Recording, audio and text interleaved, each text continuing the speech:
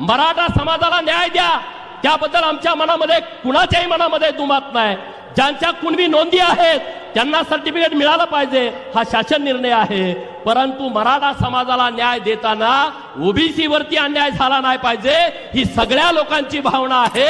आणि तुम्ही मुख्यमंत्री असल्या कारणानं अन्याय होणार नाही हे सगळ्या लोकांच्या मनामध्ये आहे आणि त्यामुळे कुठली अडचण नाही। आज नरवीर राजे उमाजी नाईकांच्या भिवडी गावामध्ये आलाय, पुढच्या वर्षी तुम्ही स्मारकाच्या उद्घाटनाला याल। आपल्या नेतृत्वामध्ये बानुरगड जे बहिर्जी राजांचं छत्रपती शिवाजी महाराजांचा तिसरा डोळा, छत्रपती शिवाजी महाराजांचा तिसरा डोळा बहिर्जी नाईक राजांचं स्मारक जर कुणामुळे होत असेल तर ते फक्त आणि फक्त देवाभाऊंच्यामुळे होत आहे।